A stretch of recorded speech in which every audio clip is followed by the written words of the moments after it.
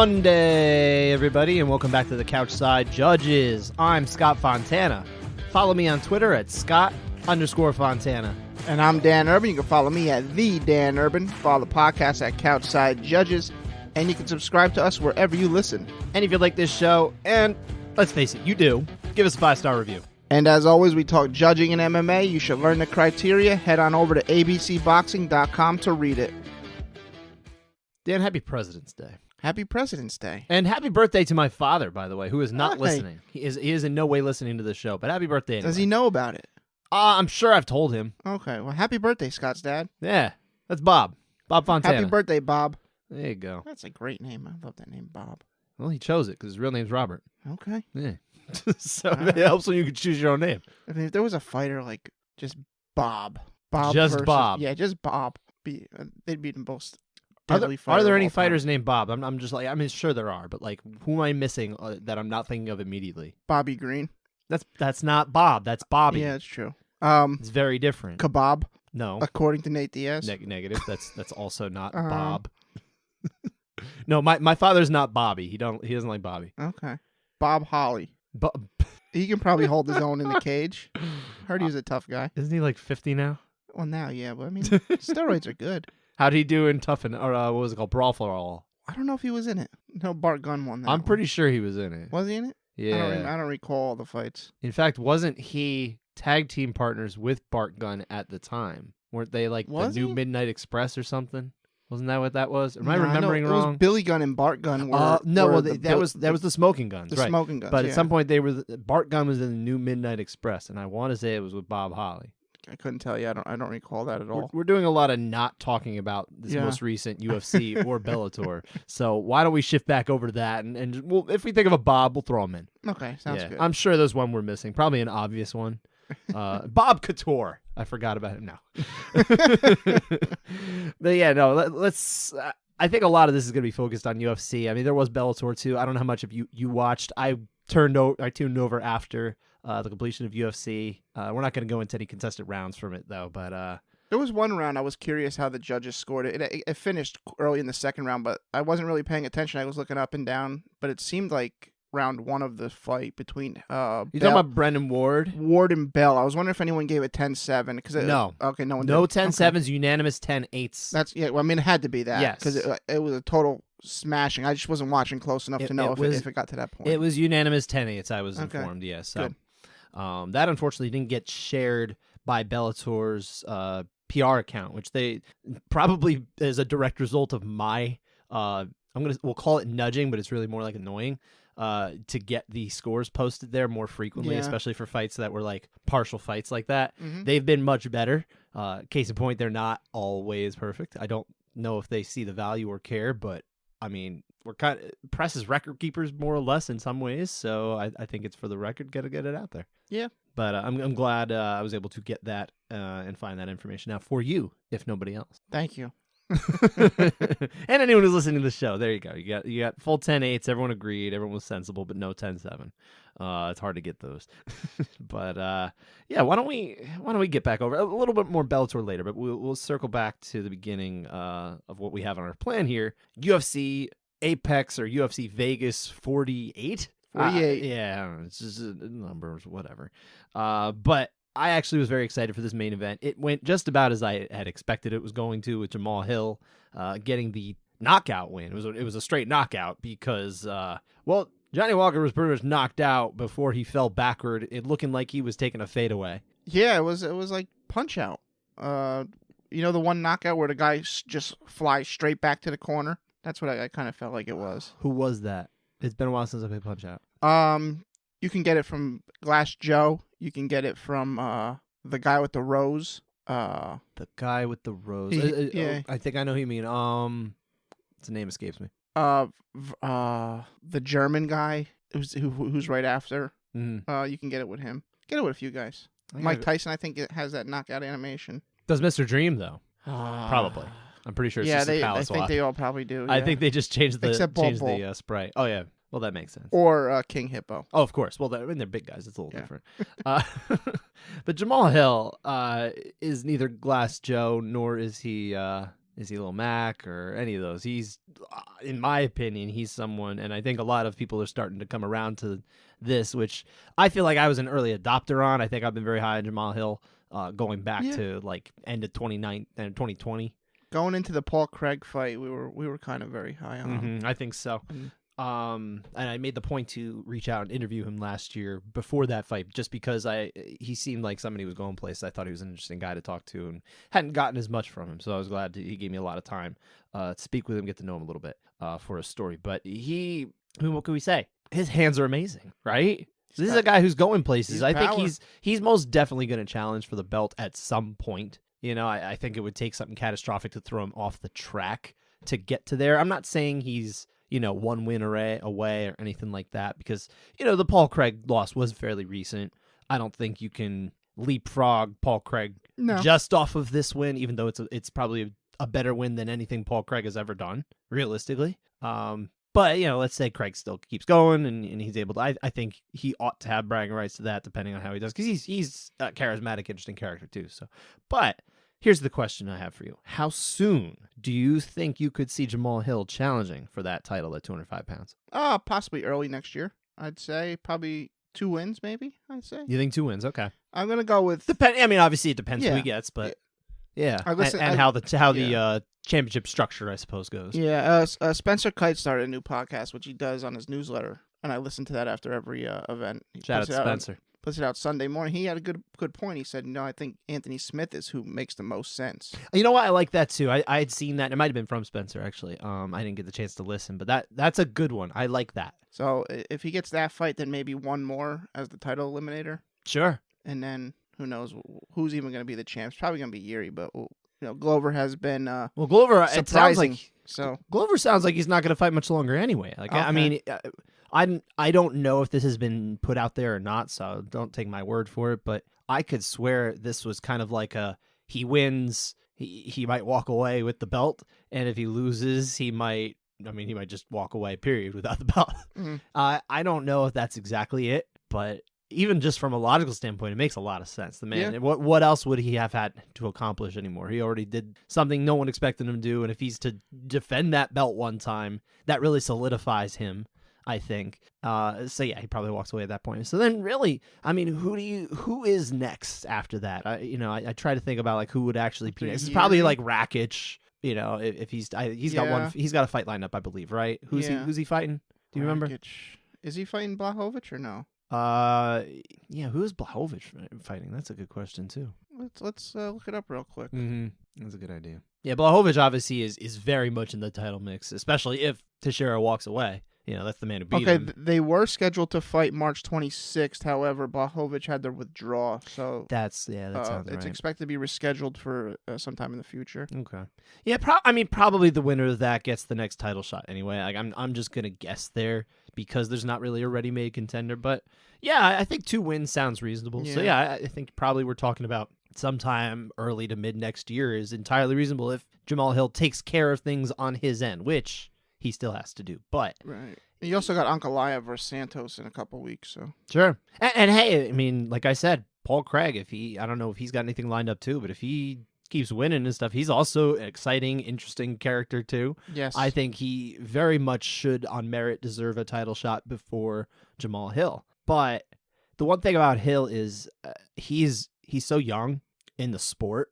I don't think he's like super young, period. He's not old by any stretch, but he's also like more young in the sport than he's young. So what I mean by that is that I think he's got a lot of time ahead of him. And I think the loss to Paul Craig is something that he just kind of learned a lot from. Like, hey, maybe don't play down there where you ought not to be. No offense. I mean, I'm sure you can grapple. He seems very confident in his grappling, but let's face it, the hands are where it's at. Like next time, just go with your bread and butter. Yeah, he said he was at a very low point after he lost that. Like he wouldn't even get off the couch. It was his coaches that basically dragged him to practice. I can understand that. I mean, a man as confident as he is, and he is so super, super confident. Even just talking to him on the phone before that fight, he was extremely confident.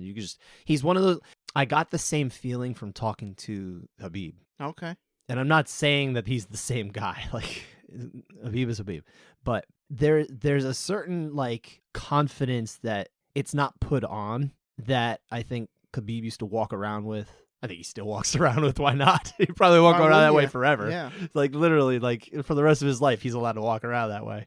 But I get the same kind of vibe from Jamahal Hill. Now, granted, he lost and that shook him a little bit, but there's something about a guy who walks around like that where they're not, invincible in the sense that like they don't think they can lose. It's just they know they can't lose, even if they can. You know what I mean? Yeah, I mean, it seems like he's put that way behind him, that loss. So, and this, of course, has to probably do a lot for his confidence anyway. He got that under his belt, yeah, in a bigger spot too. So, I'm looking forward to his progress in general.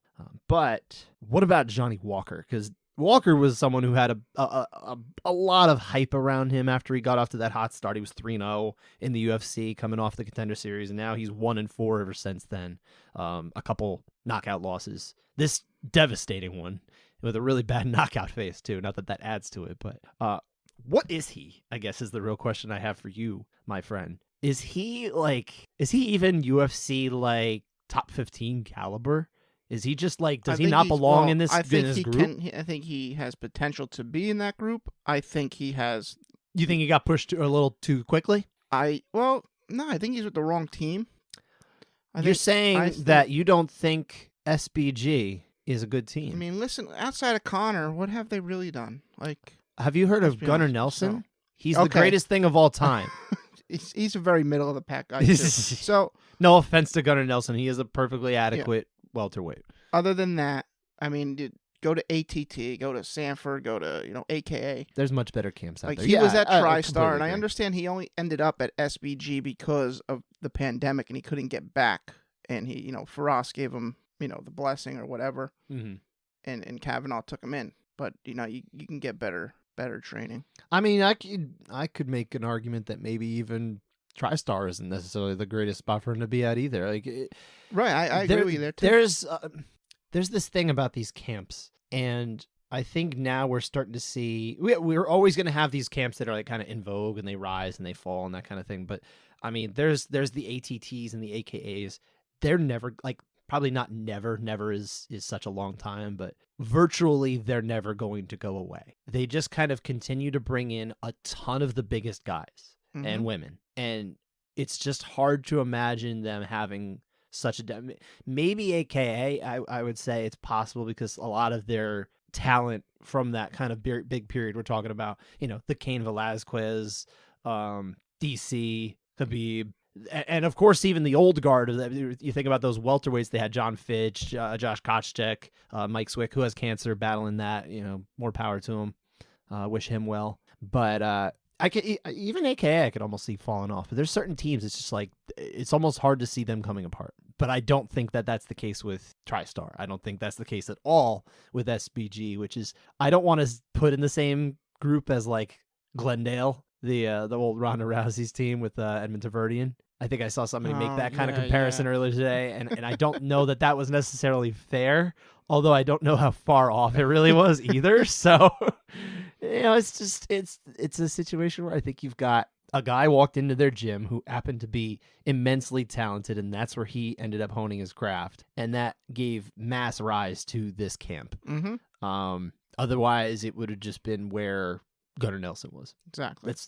And would we have even heard of Artem Lobov? Who knows if he even gets a shot? If there's no Conor McGregor, Conor McGregor doesn't walk into that gym. Let's say he, for some reason, he says, I can't strike it out in Ireland anymore. I'm moving to the United States. I'll find a camp here. And then we never hear about SBG because of him. I mean, what are they? I don't know. It's hard to say. Yeah.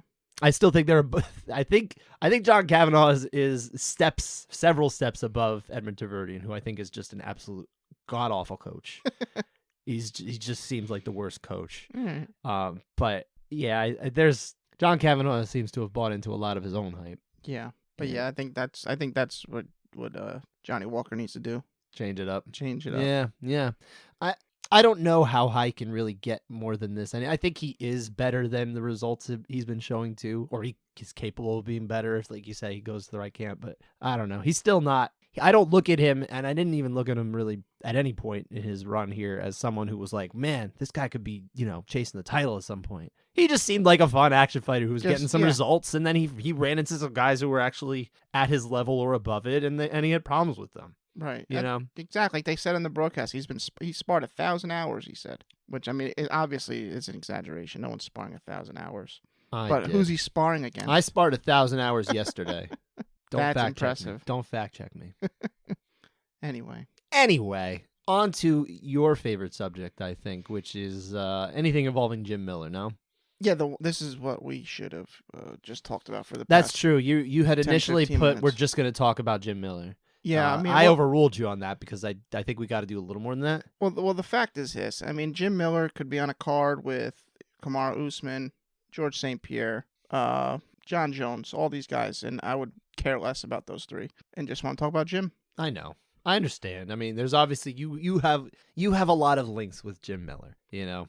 I mean, I do too. I mean, they're more professional and everything like that. I didn't actually get beat up on the ground by him like you did. Well, here's the thing. I think Jim Miller should have been the main event. Disagree. You can't put him against Nicholas Mota as the main event. I don't really think so. It could just be Jim Miller sparring or hitting the heavy bag as the main event. Sir, we're going off the rails here.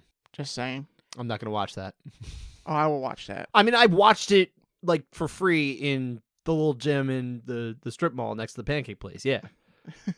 I was able to watch that then. I have that in my head. That's good. I'm good. Okay. Yeah. Take some photos of him like training and stuff like that too in the big gym. But the real question I have for the sake of this little intro topic here, who do you want to see Jim fight next? Like, just pick somebody who he hasn't fought before. I don't even care if it like makes sense with the rankings and whatever. Like, what's a fight that you just forget what it would do for Jim after that point? What's a fight you just want to watch him in right now? One opponent in the UFC. It can't be someone he's already fought. No, don't pick one he's already fought. I mean, you can say it if you want to, but try to get someone he hasn't fought. All right, well, number one, since I can say I did get permission, rubber match between him and Alvarez for the belt. We'll start with that. Okay, all right. He's already fought Beneil Dariush, and that's no. Michael Chandler, I think that would be a fun fight with Jim, because I think they would just slug it out. I don't hate that one, but here's one that I have in mind. Tony Ferguson. That'd be fun, too. I think that would be a lot of fun. And I don't think it would happen, but I think that one is much more realistic to happen than, say, like your other two examples you just gave. I think there are ways where they could actually make that fight happen. Or he just keep taking these Contender Series lightweights off and giving them Jim Miller as their first fight. Well, that seems to be the way they're booking. So realistically, like, you know, anything I said about him and Ferguson, like, it's really not going to happen. But like, what I mean by that is that Ferguson is in kind of a strange place now, and it almost could be something where they're looking for like a main event, and Jim's available, and they're like, yeah, screw it, let's just do it. Jim Miller deserves a fun fight at this point, and Tony Ferguson, he's been on such a losing streak that realistically you don't know where he is anymore. So hey, let's make that fight. I mean, I wouldn't hate him versus Riddell either. Brad Riddell? Yeah. I think it'd be pretty fun too. See, I kind of just don't want to put him against young killers. Well, that's what they're trying to find a young killer to keep putting them against. But they're looking for guys. Mostly, it's been, especially of late, it's been like these debuting guys. You know, they where like you don't really know what it is. We kind of know what we have in Brad Riddell here, and I don't know if I really want that. That's why I picked Tony Ferguson, is because he's been around the block. I like Michael Chandler. I like that kind of pick too. Another one who's kind of a veteran, been around the block, violent fighter. That's kind of what I have in mind. You just don't want Jim to derail anybody anymore. I feel you. No, that's not even what it is. I think I got it. It's okay. We'll just say Jim's the best, and that's it. Fair enough. By the way, North Jersey represent here because he beat Mota, who actually was, apparently they said he was training in South Jersey for a little while in Toms River. Oh, okay. Mm-hmm. So, yeah, that's a win for the North. So suck it, South Jersey. All right. You don't say water right. Good times. Anyway. Good times. I think that was it for UFC. Real quick, a Bellator before we get the contested rounds here. So Bellator 274 was the first time that Bellator finally got around to putting on fights that were 5-round, non-title, non-tournament main events. What'd you think of this one with Neiman Gracie and Logan Storley, right? I didn't watch it. I heard none of it went to the ground, like as expected. Mm-hmm. So that was really my only intrigue to watch it, but I didn't watch it. So No. Well, that's all I heard about it. That'll do it. Storley won. Storley won. Yeah, it was. I mean, it was on the feet a lot. That's what That's what I read for the most part. It wasn't a terrible fight. It was all right. All right. Yeah, it was fun. I think it showed some value in putting on 5-round main events like this. Okay. Yeah, it was all right. I didn't hate it. I also wasn't watching super closely, so like I certainly wasn't watching the score. I believe the only round that Gracie won. Actually, this is true. The only round that Gracie won, 2 out of 3 judges' cards was round 3. And then Eric Colon gave him the 5th round.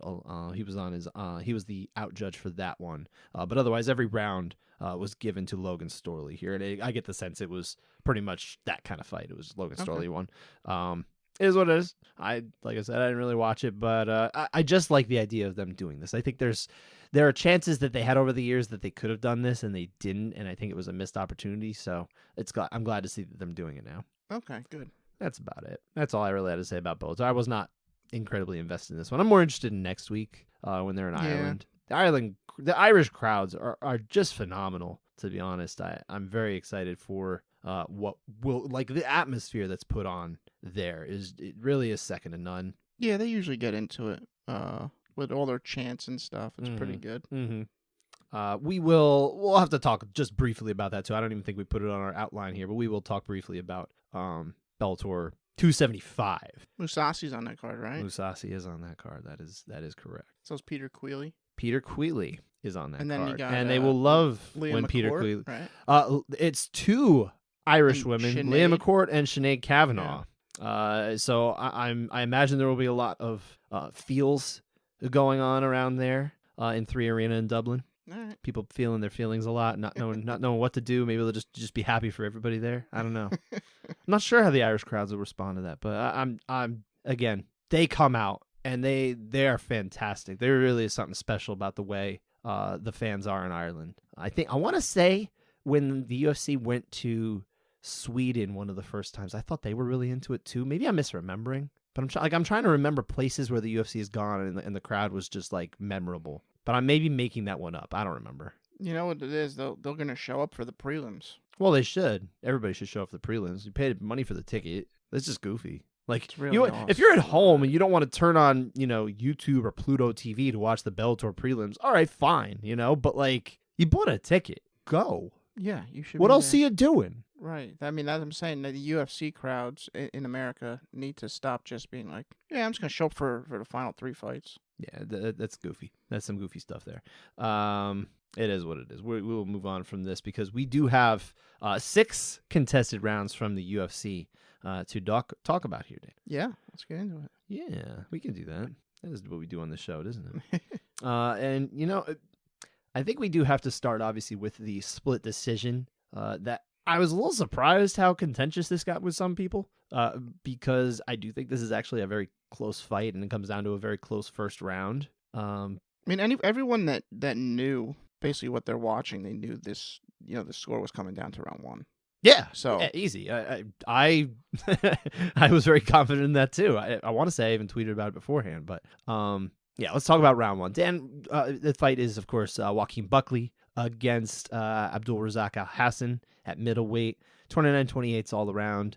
Round 2 was most certainly a Buckley round. Round 3 was definitely an Al Hassan round. Round 1 again is the very close round here, that at least in my opinion. So why is it close? What happens? It's good back and forth. Buckley's landed some good shots. Al Hassan's landed some good shots. I think Al Hassan's landing harder, getting better reactions. Buckley gets a few takedowns. I think like 2 or 3. I believe he's credited with 3, but like not a ton is coming from them, right? They're brief with low impact and no offense really comes of it. I think Al Hassan wins it. He, his strikes were more immediately impactful in my eyes, and it's very close. I can understand the other way, but that's how I have it. Yeah, I pretty much just kind of saw it the other way. I thought Buckley was landing a little bit cleaner and impactfully, I suppose. Maybe just even a little bit more often. I got the sense too, and I think that made the difference. But yeah, this really could go either way. Yeah, I mean, I think the most shocking thing is that it went 3 rounds. I think so. A lot of people were shocked by that, but I kept saying to anybody who was listening, if it doesn't end early, it might not be that pretty a fight. And I think it still actually was a little bit more entertaining than I thought it would be, because it didn't just come down to like them lying on each other or laying on, leaning on each other at the cage. It was actually like, okay, there was like some pretty, one-sided round one way or the other later in the fight, but still not what everyone was looking forward to. I'm just not terribly surprised. And now Hassan is unfortunately, he's not credited with his longest win. No, still he's not. 418. I think they said something like 421 or something like that was that's his longest win or something like that. Yeah, so I had for Buckley, which was actually the majority score. Sal D'Amato and Junichiro Kamijo were on my side. You had Anthony Manus, it's been a long time since he's been in Vegas. We saw him briefly for a little while, then he kind of went away. He's a Tennessee-based judge, but now he is back. So you sided it with him and Al Hassan. Hard to get too mad about this, unless you're a crazy, unreasonable person on Twitter, which maybe you are. There's plenty of those. Welcome to the show if that's the case. Hopefully we'll change you, but I mean, probably not. Unlikely. But well, if you don't like it, you know what you can do. Scott's got 2 words for you. Go to South Jersey. That's 4. I can't count. Okay. Yeah. No, we can move on though. That was really probably the most contentious, I think, of everything. But we've got a few fights that ended early that we still have some rounds to talk about. I think we can kind of address them here, starting with your boy Jim A10 Miller. Yes. Who of course got the second round TKO victory over Nicholas Motta. But round 1 before that was a split round. What happens in this round, Dan? Motta's landing really good with his hands, I think. What? And I thought Jim Miller was invincible. He is very tough. Miller got rocked pretty early. He didn't even go down though, which was kind of impressive. But you can tell he was wobbled. Oh yeah, that was easily the most impactful strike of this round. He kept his composure and he just kept landing that inside leg kick, which I mean Motta didn't even think about switching stances at all. He found a home for that. Landed a lot of them. They were very strong. I probably overcompensate for my bias here in my score because I favored Motta here, 10-9. But I'm very happy Jim got the score. Honestly, I think you are. I think you are overcompensating. Without question, again, the most impactful strike of the entire round is the one that Motta lands. That punch. I think it was a right, correct? Yeah, and he gets stumbled. That is easily the most impactful. But outside of that, you take that away, it was tough for me to see really Motta doing much that was very impactful against Jim Miller. And Miller, those kicks, they're really adding up. They're clearly affecting Motta here. So even though it was, more the leg kicks versus like a very hard landed right hand, a very, which had a little bit of impact briefly. So I went with Miller. I think that's the right call here. You certainly see it the same way as Derek Cleary, and he's a fantastic judge. I disagree here. I don't think it's as strong a case for Motta as it is for Miller, but I also wasn't cage side. I thought he so I will landed a say bit more that to the head than just that one. I mean, definitely so not is as Jim strong Miller. as Jim was landing his own, but the kicks are really where it's at. Yeah, I think generally speaking, a lot of the punches are very even between the two of them, except for, again, the one from Motta. Mm-hmm. But I do think Miller is I think he's got a volume edge here. I think he's yeah. outlanding him, and I think the leg really was affected greatly. I mean, balance was taken off a lot. Yeah, so I felt good about this being a Miller round. But again, this is not like the hill I would die on or anything like that. I respect Judge Cleary, and I respect the score, and I guess I respect you too. So basically, the thing is, if I have ties to you, you don't want me judging your fight because I'm probably going to see it for the other way. That's right.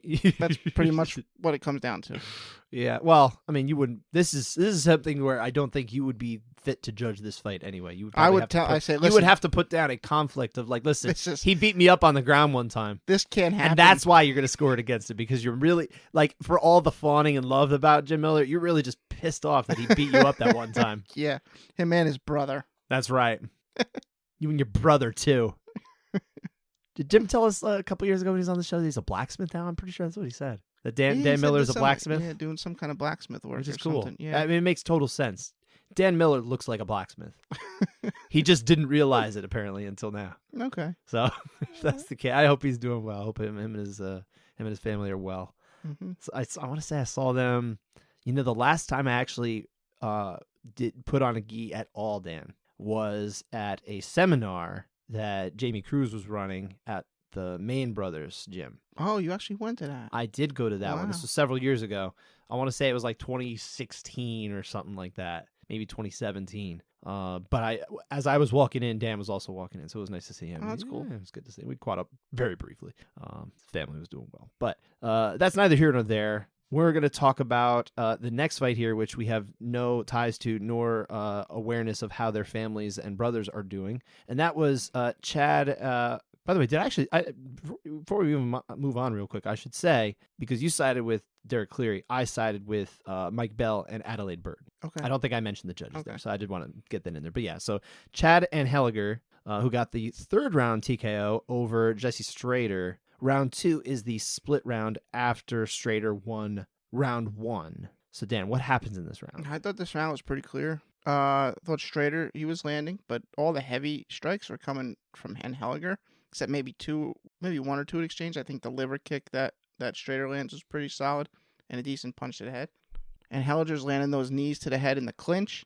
He dropped Strader early with a right. I thought that was very impactful, I think, for the round.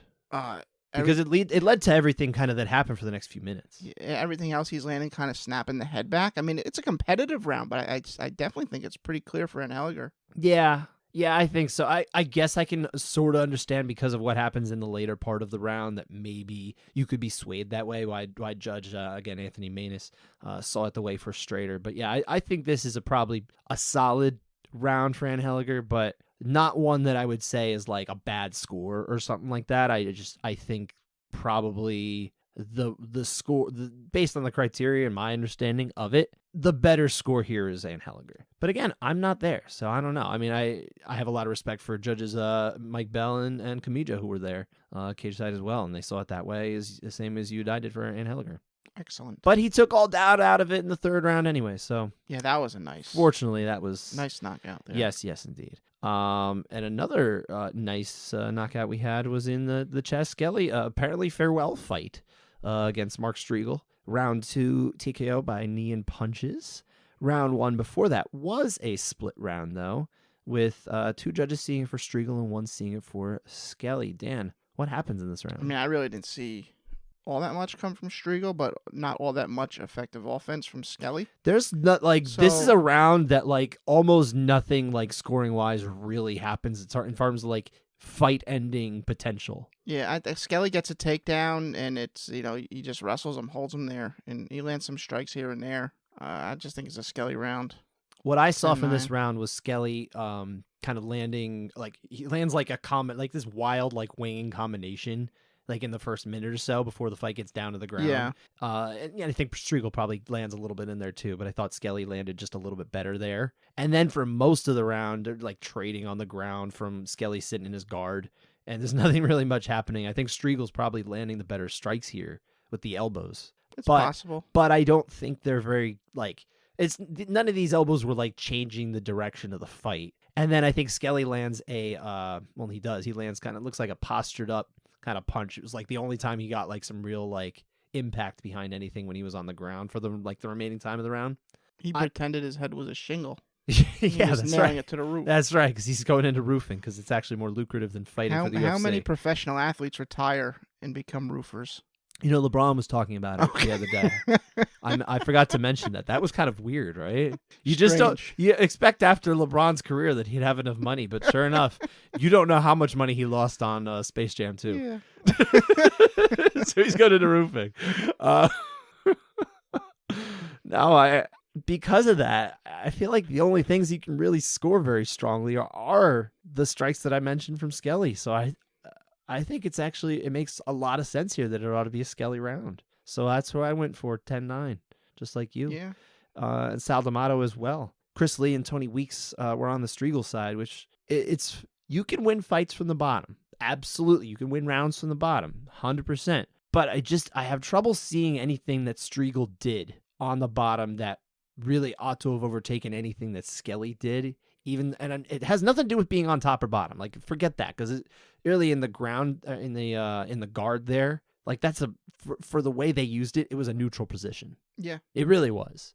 Nothing's happening. No one's trying to do anything. No one's advancing. No one's able to land anything good. So yeah, it's like it doesn't really matter who's on top. But yeah, I just think the only impactful things that are coming there, I think, are Skelly. So I feel like this is a good use of what do we call it? What do we call it when we're both on the same side as the out judge? Oh, couch side over. That's the one. I couldn't remember. Thank you. You got Appreciate it. So Sal D'Amato gets the couch side override. Apologies to Chris Lee and Tony Weeks here. I don't see it as strong. Yeah. Nothing else. That was very well put. Well, we do have 2 more rounds, of course. But yes. I think, we're done with Chaz Skelly, who, again, congratulations on finding a better career than the UFC, one that pays better, I'm sure. Roofing. And shout out to the roofers out there, by the way. I mean that. I really do. That's not a fun job that I would not want to do, so you get your money. 2 more fights here, and both of these are round 3 in fights that were in no doubt, so I don't think we have to spend a whole lot of time on them. First off with Mario Bautista getting the win over Jay Perrin, 2 30-27s and a 30-26, so we're talking about an 8-9 split in round 3. Why are we talking about this, Dan? It was a really good round for him, and it was one-sided. So that's how it goes. Yeah. But what else? All right, so Perrin came out pressing early. He knew he probably needed a finish here. Yeah. But he eats a strong knee to the head, and then to the body in the clinch, and then eats a really strong elbow that probably broke his orbital, or at least rattled it a little bit, because he seemed completely finished after that. Kind of just crumbled. Yeah, been there. Bautista lands the orbital, not crumbled. Well, probably crumbled anyway. Bautista landed some good strikes for the rest of the round. I don't think he got to the 10-8 because I don't think he really pushed to that finish until the final 30 seconds or so. Mm-hmm. I'm really happy a judge did get to the 8 there, because it was a one-sided round. I just the way it's written, I didn't get there. So. I had a feel of an 8.5. Yeah. That was kind of the feeling I was left with at the end of this round. And I thought it was actually interesting too, because I knew who the judges were for this fight. I knew it was Mike Bell. I knew it was Derek Cleary and Adelaide Byrd. So when I heard the 10-8, I'm thinking to myself, oh, it's got to be Mike Bell. Yeah. Mike Bell's the 10-8 king when it comes to the judges. He's always pushing the line. And sure enough, it was actually Adelaide Byrd, who is not the first judge I think of when I think of 10-8s, especially rogue 10-8s. I want to say I have to consult with my data, and I didn't get the chance to, but it's got to be one of the first times where Adelaide Byrd is the only 10-8. Yeah, that's probably pretty rare. Yeah. I think you could probably justify it. I think her score is justifiable. I just don't think I would have gone there under the criteria as it's outlined. Okay. So this is definitely a CSJ 10-8. Yeah. Oh, that's 100%. Yeah, that's there. 100%. But yeah, I think the 10-9 is probably the more prudent score. So that was the same as Bell and Cleary. But again, Judge Byrd, I like to see it. I like to see her at least trying for the 8s a little more. Maybe that's a thing. Who knows? Maybe she's going to become the leader in the 10-8 push now. Let's see. We will see. But we have, again, one more fight here, and this was round 3 of the Jonathan Pierce victory over Christian Rodriguez, 2 29-28 and a 30-27. So this round, of course, 2 judges gave to Rodriguez and 1 gave to Pierce. What happens here? I think this round is a tale of 2 halves. Mm-hmm. First half of the round, Rodriguez landing really strong on the feet. He's winning the grappling exchanges. He got the back a couple of times, attacking the rear naked choke. And then about halfway through, Pierce gets the back, but he just doesn't really do much with it.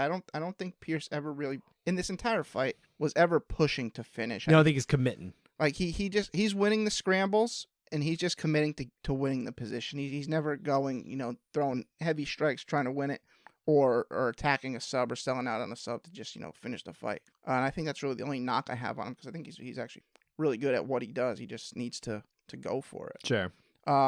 I think Rodriguez early is the difference. Just better at really attacking effectively. And that's why I'm on Rodriguez 10-9. Yeah, I mean, anytime you got these tale of 2 rounds, I think it's a very tough one on the judges. I assume it's a tough one on the judges because it's you're really trying to evaluate the more recent stuff from the stuff you just saw a few minutes ago, and it's like, well, how do you really compare that kind of thing? And in real time, that can be very hard.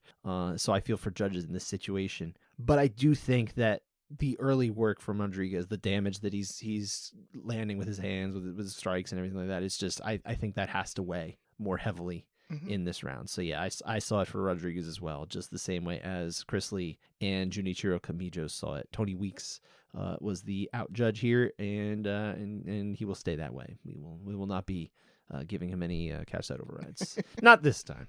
Maybe next time, Tony. Perhaps. And that is it. We have reached the end of contested rounds. Finishes, though, we did have 7 on this card. It was honestly exciting card outside of the that heavyweight fight, which is kind of like the given anytime there's a heavyweight fight. Yeah. More or less. 7 finishes, 5 by TKO or KO, 2 submissions, 4 finishes came in the first round. Dan, what was your favorite? It couldn't possibly have been A10 Jim Miller. Duh. Oh, yeah. Okay. Jim Miller knocking out another young gun. He actually thought the stoppage was late. I was like, he was complaining a little bit. And the fan side of me was yelling, Keith, stop it already. Let's go. Let's end this fight. Jim's going to blow his gas tank in the next 5 seconds. Let's go. Yeah, he's usually got a good 7 minutes in him. So. But, he does eventually, stop it. So that's true. That was my favorite. He was a little critical of that, yeah. Yep. Why don't you shout out the other one that you want? I know you wanted to say, too, on any other night. I would. Stephanie Edgar. Wait, that's the other one? Oh my God! Because I found out something else about the other one. I'll talk about the other one too. All right, sure. Yeah, Stephanie Edgar was, I would say, she had the best finish of the night. Just it wasn't my favorite because Jim won. Sure. Most technical, the judo throw into the scarf hold and then work into a perfectly technical armbar. I thought it was awesome as a jiu-jitsu fan. And kind of an upset over Jessica Rose Clark. Yeah, she was kind of a decent underdog. I didn't see the odds, but I didn't really see it coming. Yeah, I didn't either. But it was awesome. The one was Kyle Dawkins Darce choke finish over Jamie Pickett. I found out today Jamie Pickett posted that his tongue was stuck between his teeth and he tapped because he was afraid he would bite his tongue off. Yeah, I could see wanting to do that. Great sub regardless, but that kind of changed it a little bit, but what can you do? I think that makes it more awesome. It is still It's awesome. actually more awesome. It's more awesome. That he made someone tap out because they were worried about biting their tongue off. Is that not MMA?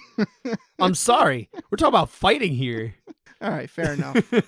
Well, what was your favorite? My favorite was, how can I not say Jamahal Hill? Because especially the way that he was able to make Johnny Walker fall. Again, looked like he was jumping up for a fadeaway, except he forgot to jump, and he also forgot to be conscious. And he just falls down, crumpled in a heap, and he's got that awful, I think we've seen it by now, the awful knockout face as he crumpled on the mat. Someone put it next to, a lot of people have probably been putting it next to Frankie Edgar's getting front kicked last year. Oh, jeez. But I think the one that also really comes to mind for me, especially because it was kind of the way he fell in that same position, was when Lyoto Machida knocked out Rashad Evans. That's all over the internet. That's a... Are they throwing that one up there too? I'm worried. I'm worried that's too OG at this point. So here's the thing: Bisping getting knocked out by Hendo. Right, but he was just kind of laying flat, like he was asleep. No, after the first punch where his face is okay like that, and then you got Rashad's face where he's like that against the cage. This is not a visual podcast. Oh, I'm sir. sorry. Yes. Dan's here making faces you'll never see. And now we got the. Frankie Edgar's face mush, and the now Johnny Walker has joined that club. If you want to see what those look like and imagine what Dan's face was doing, Google the image and then imagine Dan making a very goofy face that looks morbidly like that. Morbidly is the wrong word, but anyway, that was definitely though my favorite Hill getting the win in under 3 minutes. I had been telling some people that I really thought it was not going to go beyond 2 rounds.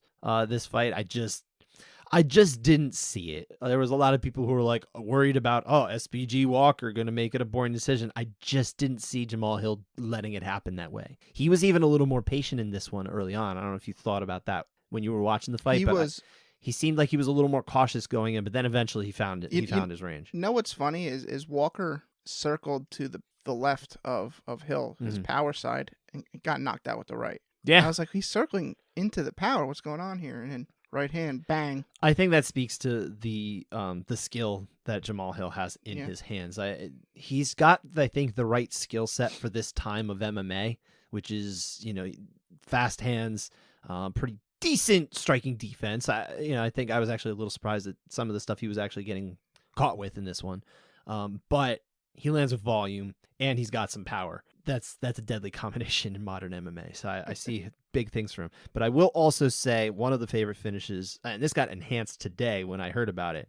Andrei Koreshkov, who got it was a TKO, but it basically a spinning back body kick, essentially ended his fight against Chance Rencountre in the Bellator co-main event. Rencountre posts a picture of himself on Instagram that starts to circle around, and this fight, which lasted all of 38 seconds, Dan. Okay. The spinning back body kick, not spinning body kick, I need to say. It broke, according to Rencountre and his management, 5 ribs, partially collapsed his lung filled with blood, and I believe it was a bruised kidney as well from one kick. That's a lot. Sir, you don't play MMA. I hope nobody thinks that that's a thing that could ever be said, because, geez, that's one kick. I'm going to have to go watch that kick. You should. It won't take you long. My goodness. Yeah. That was insane. So that actually, and I mean, it was wild when you watched it, but it was like knowing the damage that was done in just such a short amount of time. I was like, my God.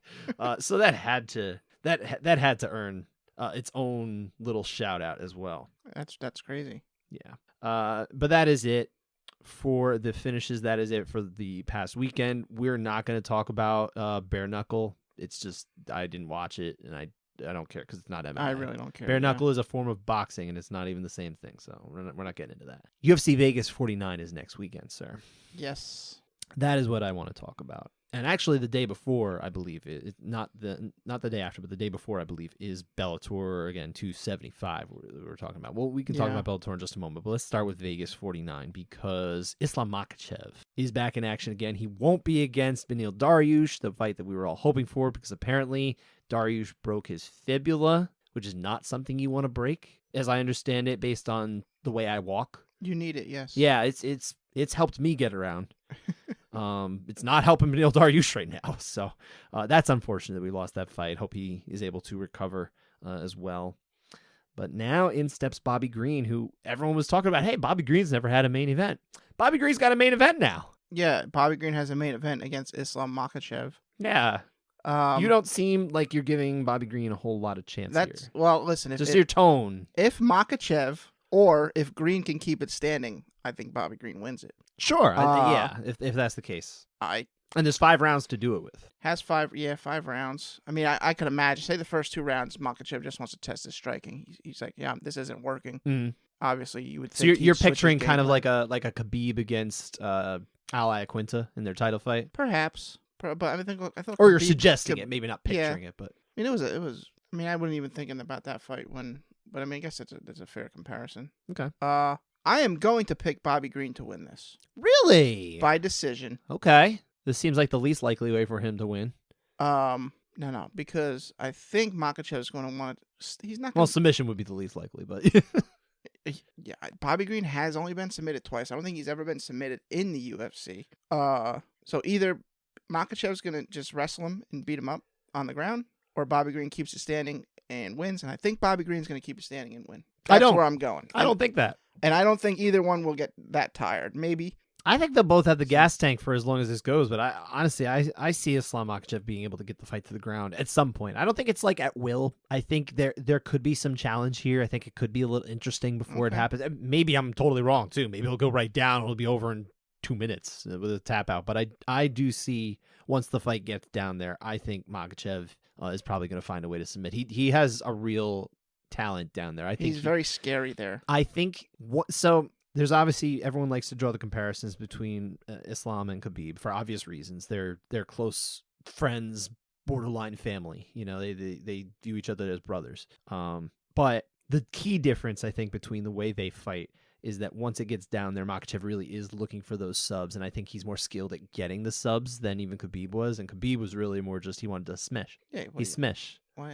Yeah, just smash. Smash. I mean, it's a crazy pick, but I think there's enough. Bobby Green's just coming off a good win. He didn't take any damage. He's still in shape. Well, you know what? That's even another part of it. I actually, you know what?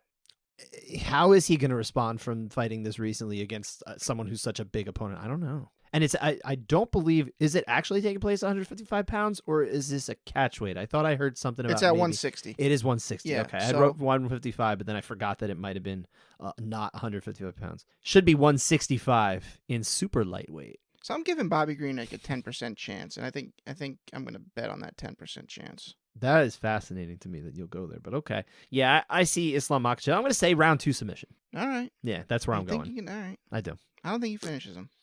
That's fine.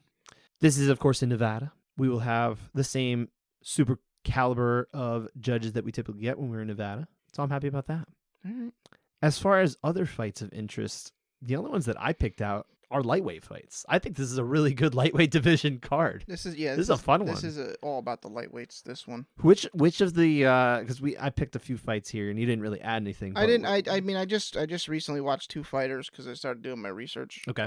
I didn't look at any of these fighters really yet. Okay. So I don't have an educated guess. So is there one that you're just like interested in watching? Like who? Just forget about making your picks. I'm just who interests you? Oh, Terrence McKinney. Okay. He's exciting. Yeah, I would think so. He's coming off 7-second knockout. Yeah, and I believe last year he had like 4 first-round knockouts or something like that. A lot of first-round finishes. You'd have to double check me on that one. So, but yeah, it will be nice to see him return. He's going against Farasiziem. That's an interesting matchup there. I think I'm gonna pick McKinney. I'm not gonna say first round knockout. I don't think it's gonna be the first 30 seconds again or anything like that. But I'm gonna say he wins a decision actually. He's got some wrestling too. He can wrestle. They're saying we haven't seen it yet, right? No, I don't believe we really have. But he does have some wrestling chops. He's got a wrestling background. So what I'm gonna do is I'm gonna go with Terrence McKinney, ground and pound, TKO. Which round? Round 2. Okay. No, wait. Oh, whoa. Round 1. Okay. We're not going to break the streak. We're good. Whew. Yes. That was close. That probably was the one I'm most looking forward to as well. But I think the matchup, when we're talking about both guys here, that I'm interested in is Arman Sarukian and Joel Alvarez. That's a good one. These are both like really, I think they're very interesting kind of rising guys at lightweight. So I want to see which one comes out of here. They both have similar career paths, right? They both lost their debut, and now they're both on 4-fight win streaks. Is that right? I believe. I'll take your word for it for now. And then when we find out you're wrong, I'll never trust you again. I'll have trust issues. Yeah, Sarukian lost to Makhachev, and then he won 4 straight. And then Alvarez lost to Damir Ismagulov, yeah. And then won 4 straight. Who was his last win over, actually? Thiago Moises. That's right, yeah. Who do you favor here? I'm going with Alvarez in this one. I'm also picking Alvarez. I'm going to say decision. Submission. Okay. Round 2. And then Ignacio Bahamondes. I am very interested in his return to the cage coming up. What was the kick he landed in his last he did a front kick and a wheel kick. He has 2 finishes by both of those. Yeah, I think the wheel kick was the most recent of the 2. But yeah, there is exciting potential for literally anything to happen when he comes into the cage. He's got Rangju against him this time. I think Bahamondes is definitely going to win this. I'm going to say round 2 TKO KO, whatever. I'll go Bahamondes TKO, round 3. Okay. All right. So we're a little different here. Yeah. And then the only other fight that I'm interested in, which I think has potential for fight of the night, is they're both making their UFC debut. Victor Altamirano versus Carlos Hernandez. I don't know anything about these gentlemen. I mean, from what I've seen from Altamirano, just pace the whole time. They're 125 pounders from both guys. They're just going to try to kill each other for 3 rounds. Altamirano? Yeah. I'm going to take your word for it, and I'm going to say Altamirano wins by round 1. Go Plata. Oh, that's an interesting pick. Because I don't know anything not to, so I'm going to do it. I think it goes a distance. Decision Altamirano. Well, one of us can be right, and it's me. Yeah. All right. Perfect. And then, of course, like we said, there is Bellator as well, which is it's the 25th. I believe the 25th is Friday. Yeah, it is. I think so. Yeah. So the Friday, and then the UFC is, of course, Saturday. So yeah, Friday in Ireland, like we mentioned before. The main event, again, we also mentioned before, is Gegard Mousasi coming back at it, going against Mr. Paige Van Zant, Austin Vanderford. Is that Paige's husband? That's Paige's husband, correct. She is going to be in Ireland. Apparently, I saw Sean Sheehan was offering lodging for them in case they needed it. Good job, Sean. Yeah. I wonder if anyone will take him up on it. But Gegard's in this weird place because I regard Gegard to be one of the best middleweights of the last 15 years. Never quite the best, but certainly one of the best, and for a long time. In the conversation. Yeah, he doesn't always show up, though. He didn't against that one fight you made me watch. Yeah. Was that the one against Diego Lima? Yeah. What an awful fight that was. Oh, man. I'd apologize, but I don't really care. But, he showed up at least against John Salter. He got the win over John Salter the last time out. That was last August. I don't know. That almost makes me seem like he's due for a lackluster performance, but I still think he probably ought to be able to beat Austin Vanderford. So I'm going to say decision win for Gegard Mousasi. Yeah, if he can beat John Salter, and I've never seen Austin Vanderford fight, but I see he does a lot of grappling events. I'm going to say he's probably a grappler, and John Salter's a very good grappler. And if he can beat John Salter, he can beat Austin Vanderford. So I'm going to pick Gegard by decision. We are going with MMA math here. Yes. I just want that on the record. Dan is using MMA math to make his picks. Yes. It doesn't work, sir. It never does. Doesn't work. It never does. All right. Well, you don't care anyway. Yeah. Anything else you were looking forward to from this one? No. Not Peter Quealy. The Leah McCourt and Sinead Kavanaugh fight is kind of interesting. It's interesting from, again, the perspective of these are a couple of Irish women who I think it's going to be interesting to see how the crowd reacts. So it's kind of it's like Jameson versus Bushmills, right? Sure. I'm not a drinker, you know that. Actually, is Leah McCourt from Ireland? I thought she was. She has a different flag on Tapology. What's the flag that's white with a red cross? I believe. Oh, Northern Ireland. That's a Northern Ireland. Yeah, that's a Northern Islander. They have a different flag. See, this is Bushmills versus Jameson. You really are learning a lot about the difference between Northern Ireland and Ireland on this show. I didn't know they got two different.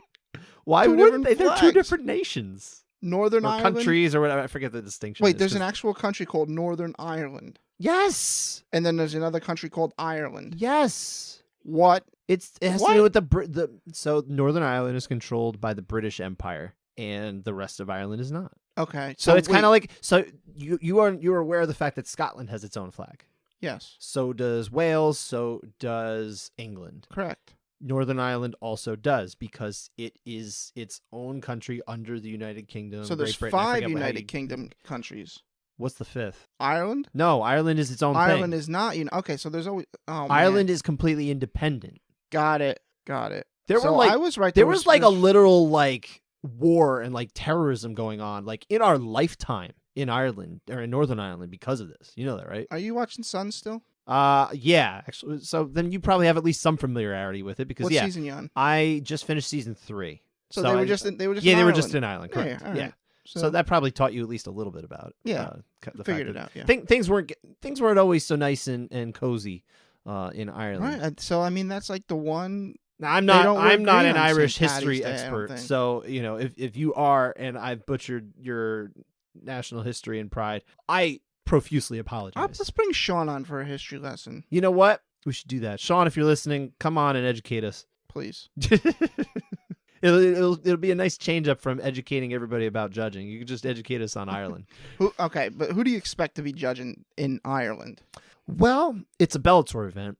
Bellator does like to bring in, a couple of their guys from the United States. Some of the guys they often use are Eric Colon, who worked the other day, Brian Miner, Doug Crosby. Again, these are 3 men who were working over there. Maybe Michael Murtha or David Peabody. I'm not sure if they travel for the Bellator events. Will we see someone like a Ben Cartledge or a David Lethaby, someone from England? I don't know. I have no idea if they've been contacted or not for that, but that would be interesting to see too if we get a little bit more work on one of the other North American promotions from some of the best over in England. We'll see. Right. Either way, Bellator, they know how to put together judges, with actual real chops there. So. Better than Houston.